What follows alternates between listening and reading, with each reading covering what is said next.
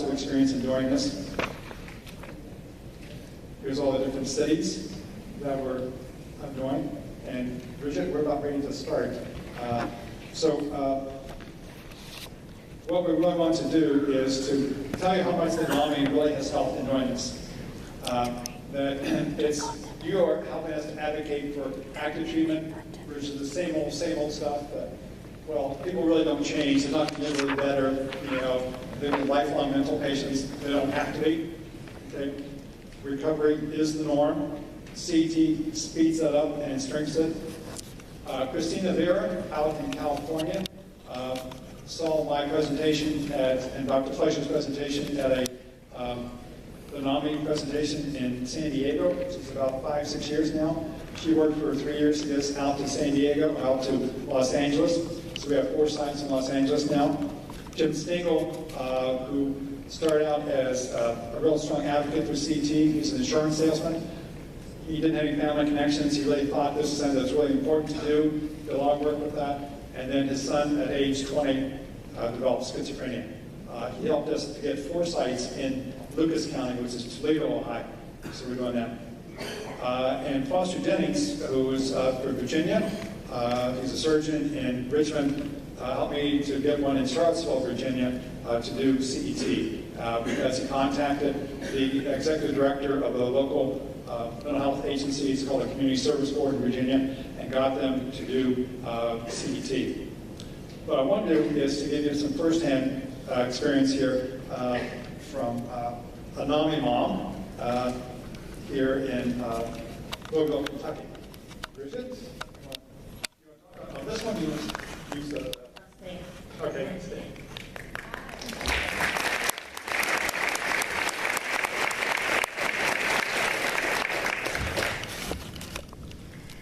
I'm really nervous, so.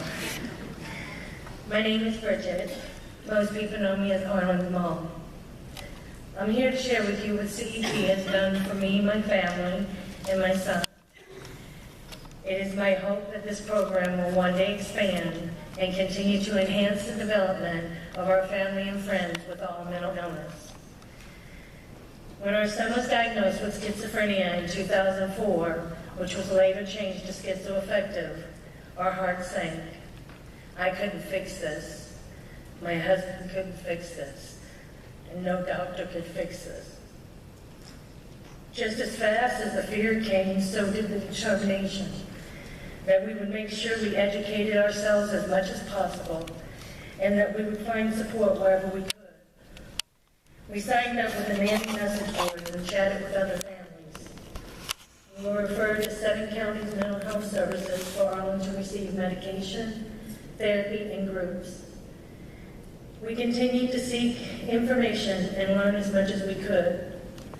When we called someone for help and they couldn't help us, we asked for one name or one number of someone who might be able to. It was one of these calls that someone gave me a valuable read on a book called I'm Not Sick, I Don't Need Help by Xavier Amdor. That book taught us how to communicate in a way that Arlen could actually understand us some, and that we could actually understand him some as well. It allowed us moments when the yelling stopped, at least for a little while. At times it seemed like with each step the incline increased, and the obstacles were like the wind blowing us from side to side, sometimes making us lose our footing, and even causing us to fall and cry. The feeling of helplessness, seeing the fear in our son's eyes as his anger grew, was overpowering. We mourned what we knew would never be, and we feared what we could not see. Determination at those times was the bond that held us the best, but Arlen had to do his part too. We couldn't make excuses for him. We had to help him understand his responsibility to himself and to others. Arlen ended up being medicine resistant. His medication would work for 3 months or more and then just stop. The symptoms would come back, talking to himself, laughing inappropriately, peeking around corners, accusing us of things that never happened, looking at people and things that we couldn't see, anger that we were talking about him, carrying a knife in his pocket because he thought we or anyone else was going to hurt him, hearing him cry when he thought I was asleep, yet I couldn't hold him. Arlen didn't know, because the voices were always telling him that I hated him and I was against him. We tried to explain to him that that wasn't true, but he was tormented by them. Arlen is audio and visual. He not only hears voices, he has people attached to them. Some of the medications would cause him to get physically ill, or the side effects were so bad that he couldn't eat, walk, or talk at times. The depression was in a class all its own, to the point of him saying he just wanted to end it, to make it stop. This illness for us was like an earthquake, and the crack kept getting bigger under our feet and separating us more. We could see him, but we couldn't always reach him. It took 5 very long years to find a medication that would work for Arlen. The cocktails have changed some, but the main medication, clozaril, has stabilized Arlen for 5 years now. There were times throughout Arlen's illness that he was unable to live with us because of our need to make sure we were all safe. Those were extremely hard decisions to make. We were referred to Bridgehaven Mental Health Services, and Arlen was taught about his illness. He graduated from their dual diagnosis program. We began to see the brighter light at the end of the tunnel for the first time. We had hope for his future. They provided us as a family information that helped us to be better parents and better people. We were given respite to continue our careers and not have to worry if Arlen was okay or safe. Arlen was invited to attend a new program that was being offered called Cognitive Enhancement Therapy, lovingly known as CET. We attended a gathering to learn more information, and we were all very excited. Arlen had many questions and stated that he'd be willing to try. We explained to him that we only asked that he finish and do his very best. He agreed. There were so many things that happened after Arlen started CET. Arlen often asked us the same questions over and over because of his short-term memory loss. He stopped asking us over and over the same question. He started talking more about what he was learning and how he felt. At times, Arlen would touch us, either on the head, arm, or shoulder. You never knew it was coming, and sometimes it was unnerving. One day, I was so frustrated, and he started patting me on the back of the head, and I said, "Please stop."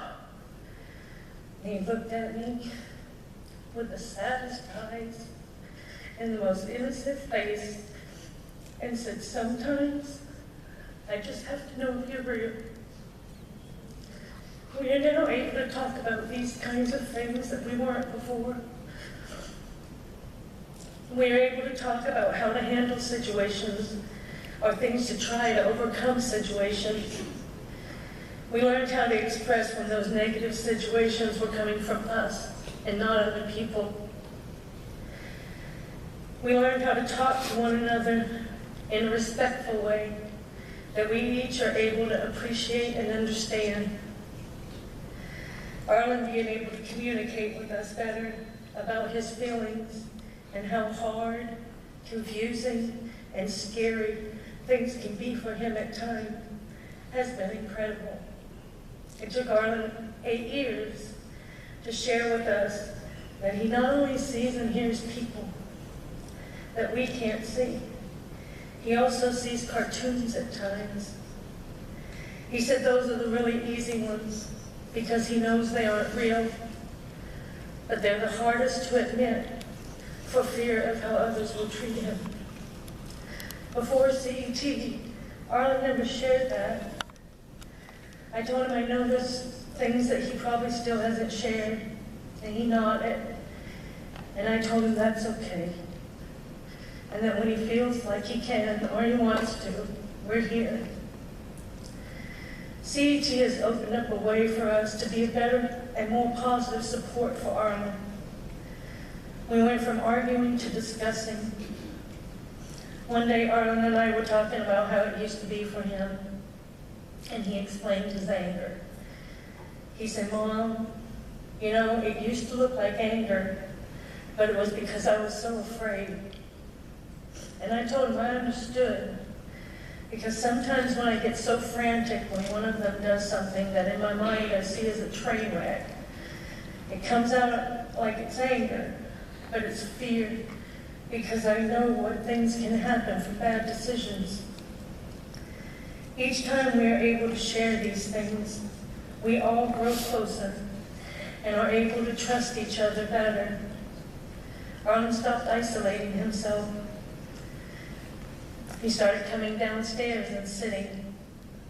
It took a while, but we all grew to be better for each other. It wasn't easy. There were times when Arlen would say he wanted to just quit, but we would talk about it. We explained that it was part of the program for him to learn how to handle situations, and he had to be in the actual situation. There were times when he would come home so frustrated and upset, but would also share how he just walked out and came back when he was ready to try again. One day he was explaining how he just understood at that moment that he was just like us. We didn't always want to go to work, and sometimes people just really have a way of getting on your last nerve. But we all have to do it anyways. And just like us, this was his job, at least for now.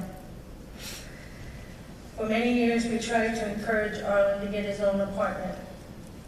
His response was always the same: "I will in 2 years." Every year, it was the same: "in 2 years." We began buying him things for his apartment to encourage him. After being in CET for 6 weeks, he agreed to check out apartments, and has recently signed his 3rd-year lease around the corner from Bridgehaven, where he took CET.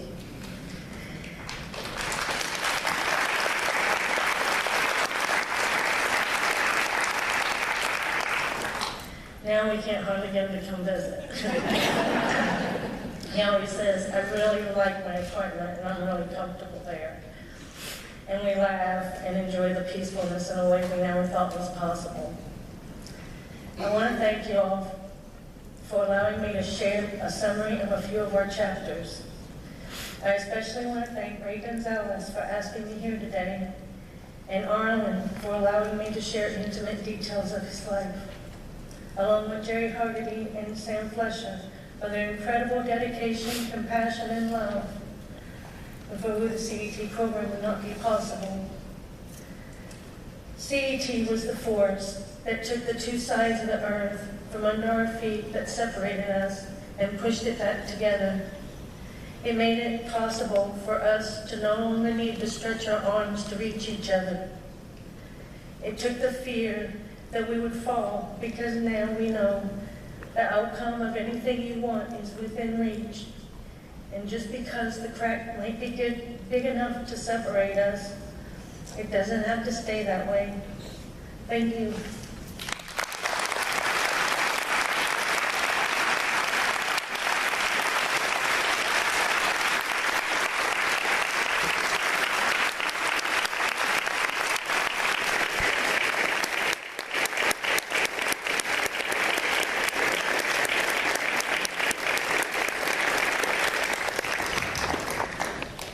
All right, that really concludes my talk for today. If people have questions, we'll answer some questions here. And again, I'll be in booth 207 for the next 2 days.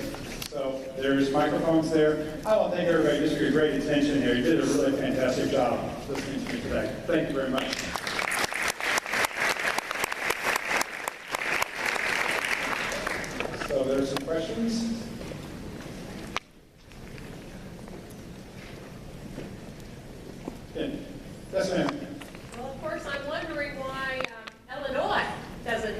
programs. And I'm thinking that there are costs involved in the training. And do you know how most of the people who have been trained so far have paid for their training? Sure. The question was about why is it in Illinois? Well, Hugh Brady is working hard to do that. In fact, I'm going to be speaking to the Illinois caucus tomorrow afternoon to try and see what we're doing. We're working with DuPage County trying to do that. There is a cost for this, and I can talk to folks individually about that. Foundations and state county governments have paid for the training as billable to Medicaid and Medicare for ongoing costs of doing this. I think that, there's a sign up, a couple clipboards going around. If you want more information, to sign up with that. We have a newsletter we send out. I promise you I will not sell your name and email address to Verizon and Walmart or anybody like that. I don't know where they are. They're here somewhere. To do that, and there's more information out there. Kathy, can we get brains? They're on the back table. Okay, and for all of you who are staying here so long, you get to pick one brain, only one brain per person to take home, but you got a problem, so you're going to use it, okay? We have a question there. Yes, ma'am. Oh, great. I just wanted to ask, I saw they have it in Florida. Where we're trying to work with the NAMI of Palm Beach County. They expressed a real interest in doing that. So, used to be they would say that at least we're not Mississippi as far as mental health services. Unfortunately now it's at least we're not Texas or Florida, as you all know, as far as mental health services. So we're trying to get that out in a variety of places. Yes, sir. I have a related question about availability. So I spoke with you last year. It was a great talk. Thanks for coming again. Sure. And I live in California, and we checked out every program available throughout California, and there's half a dozen or so. But what we concluded was that all the programs are available through some sort of county mental health organization. And if you don't live in that county, and if you're not involved in the county mental health organization, or another way to put it, if you can afford to pay, you're automatically excluded from access. And I'm wondering whether there's any thoughts on your part about trying to make it more widely available on a fee for service or through private health insurance, and not just through the counties. Sure. Well, my job basically is to try and get this out as far as possible. So I've been psychiatric social worker for 35 years, and now doing this, spreading the word. A number of agencies that we've set up to do CT do take private pay individuals. So if folks do have the means to do that or have private insurance, I think the speakers earlier were talking about the Affordable Care Act, how that's going to help to expand the ability to provide services nationwide. And we're working very hard to try and find some additional sites in California to bring it to other areas. And we can talk a little more detail about later. Yes, ma'am. I'm another NAMI mommy, and I hope I can continue to not be crying after hearing what Bridget had to say. This is reverberating. I live in a place where we don't have CIT at all, and my son probably wouldn't go anyway. So my question is there anything a parent like myself could do to learn how to do at least some of this bits and pieces, part of it, working with my son at home?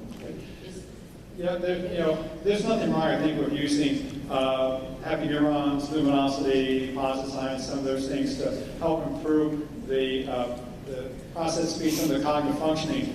But the concern I have is that it's like you have a car that hasn't been used for quite a while, and it's kind of rusty, the engine has been turned over, etc. But you get the engine running and stuff, which is really good. But if you don't teach somebody, if they don't know how to get to the place where they want to go, who they want to talk to, the directions, how they're supposed to act along the way there, and once they get there, how they're supposed to interact with a new person, you really miss the boat. We need to have both the computer work and the social cognition part of it, the group work. We do a lot of our work in group settings, because that's really important. We are a group animal, so we need to have that sort of relationship. So doing some of the stuff online, it's not going to hurt, I don't think. I can't guarantee that, but I don't think it will. As long as we don't get really obsessive about that.